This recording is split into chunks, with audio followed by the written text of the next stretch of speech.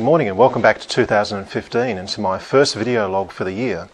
For those parents new to the school and who might not be aware, each fortnight, rather than producing a written newsletter article, with the assistance of my student helpers, I produce a video log.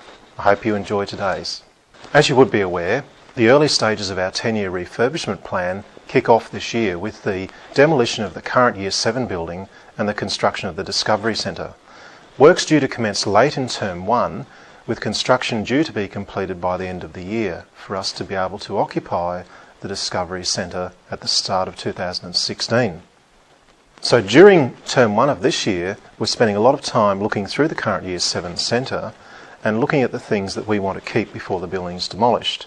And clearly there's an item of particular historical significance to the school, and they're the 4 panels of paintings that you can see behind me. These panels were painted by students early in 1980 with the assistance of well-known Melbourne artist Mirka Mora. Mirka Mora was born in Paris in a Jewish family to a Lithuanian father and a Romanian Jewish mother. She was arrested in 1942 during the Paris Roundup. Her father Leon managed to arrange for her release from the concentration camp before Mora and her mother Celia were scheduled to be deported to Auschwitz.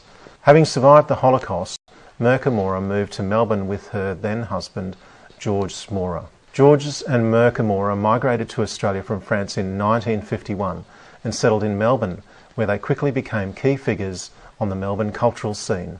Mirka uses a wide range of media, and her work features strong in the permanent collections of the Heide Museum of Modern Art in Melbourne.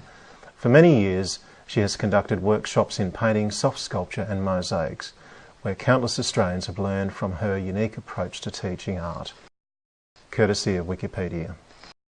These panels depict the early days of the school, where a group of parents met and talked about the possibility of opening up an independent school out in this area of Melbourne. The top left panel outlines the Indigenous heritage of the land on which we work and live.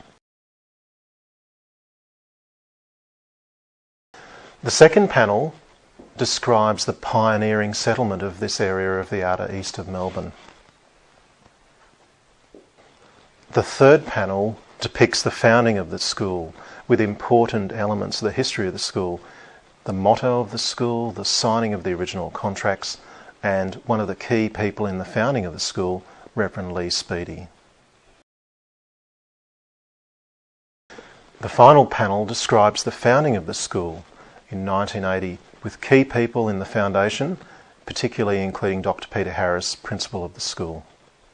We're all looking forward to the construction of the Discovery Centre, as I mentioned, due to be completed by the end of this year, and I hope you've enjoyed this walk down memory lane.